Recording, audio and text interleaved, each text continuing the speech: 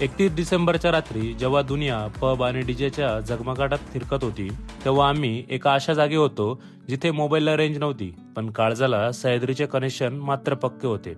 हा 31चा प्लॅन साधा नव्हता. हा प्रवास होता एका अशा अथंग दरीचा जिला व्हॅली ऑफ शॅडो म्हणतात. जय शिवराय मित्रांनो, मी कल्पेश जटकळ. म्हणतात ना, वर्षाचा शेवट हा असा व्हायला हवा जो आयुष्यभर लक्षात राहील. प्लॅन तर 6 जणांचा होता, पण सह्याद्रीची ओढ फक्त 3 जणांनाच इथपर्यंत घेऊन आली. रात्रीचे 8 वाजता नाशिक सोडलं आणि प्रवास सुरू झाला. गोटी, कळसुबाई, लवळवाडी हे रस्ते आता परिचयाचे झाले होते. रात्रीच्या शांततेत गार वारा अंगाला स्पर्श करत होता. ऋतिक भाऊ पहिल्यांदाच आमच्यासोबत नाईट ट्रेकला आला होता, त्यामुळे त्याच्या चेहऱ्यावर आनंद आणि थोडी धाकधुकही स्पष्ट दिसत होती. प्रवास करत आम्ही आमच्या हक्काच्या जागी पोहोचलो. गेल्या 2 वर्षापासून ही जागा आमची जणू घरच झालीय. बाजूलाच नदी वाहत होती. त्या पाण्याचा आवाज आणि डोक्यावरचं असलेलं अथंग आकाश शहरी गोंगाटापेक्षा ही शांतता खूप काही सांगून जात होती. ऋत्विक भाऊ पहिल्यांदाच टेंट लावणार होते. त्यांची ती धडपड बघताना जुने दिवस आठवले.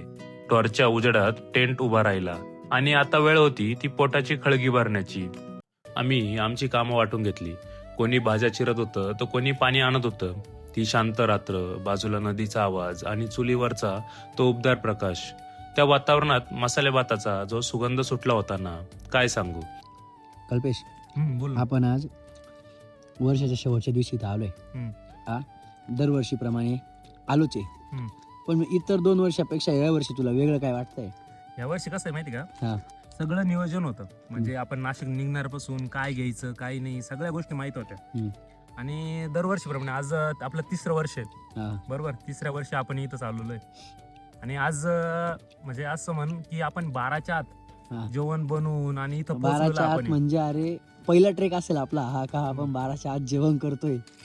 आणि सगळ्यात महत्वाचं नाही, ही जागा आहे ही आपण ही पहिल्या ट्रेक पासून तर शेवटच्या ट्रेक पर्यंत सोडली नाहीये. कारण इथून जे समोर दिसतंय मला, आता कॅमेऱ्यात तर काही दिसणार नाही, पण मग एवढं सांगतो की ही नदी आहे. या नदीच्या समोर पूर्ण कळसुबाईचं हे पर्वतरांग आहे. 1 वाजता नदीकाठी बसून घेतलेल्या त्या जेवणाचा आस्वाद शपथेवर सांगतो मित्रांनो, कोणत्याही 5 स्टार हॉटेलला फिकं पडेल असं ते सुख होतं. पोट भरलं, मन शांत झालं आणि निसर्गाच्या कुशीत आम्ही कधी झोपी गेलो कळलंच नाही. रात्र तर आता शांततेत काढली, पण खरी परीक्षा तर उद्या होणार होती, जेव्हा आम्ही त्या दरीत उतरणार होतो जिथे दिवसाही अंधार असतो.